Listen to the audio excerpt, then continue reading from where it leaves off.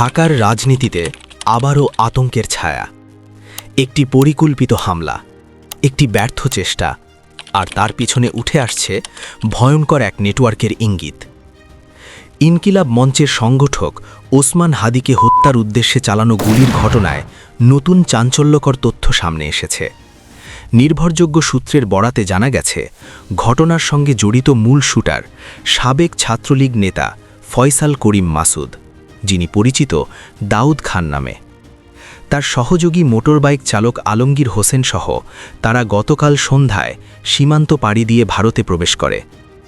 বর্তমানে তারা অবস্থান করছে ভারতের অসাম রাজ্যের গুয়াহাটি শহরে।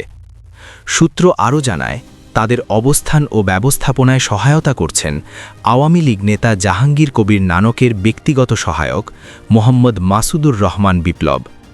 তার তত্ত্বাবধানেই তারা সেখানে অবস্থান করছে বলে দাবি করা হয়েছে। তদন্ত সংশ্লিষ্ট সূত্র বলছে, এই হামলা ছিল অত্যন্ত পরিকল্পিত এবং উদ্বেগজনকভাবে একই ধরনের আরও হামলার জন্য একাধিক হিট টিম প্রস্তুত থাকার আশঙ্কাও প্রকাশ করা হয়েছে।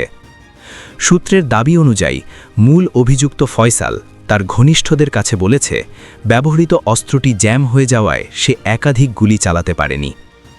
এদিকে তদন্তে উঠে এসেছে আরেক অস্ত্রধারী ক্যাডারের নাম, চট্টগ্রাম নগর যুবলীগের সাবেক কার্যনির্বাহী সদস্য মোহাম্মদ সাজ্জাদ। তিনি এর আগে ২০২৫ সালের ১৩ই মে রাজধানীর গুলশান এলাকা থেকে গ্রেপ্তার হন চট্টগ্রামের মুরাদপুরে সংঘটিত একটি আলোচিত মামলার ঘটনায়। তবে চলতি বছরের ২৯শে জুলাই তিনি সুপ্রিম কোর্ট থেকে জামিন পেয়ে কারামুক্ত হন। বিশেষজ্ঞরা বলছেন, কার্যক্রম নিষিদ্ধ ঘোষিত সংগঠনের যেসব অস্ত্রধারী ব্যক্তি বিভিন্ন মামলায় জামিনে মুক্ত রয়েছেন, তাদের বর্তমান অবস্থান ও তৎপরতা অবিলম্বে নজরদারিতে আনা জরুরি।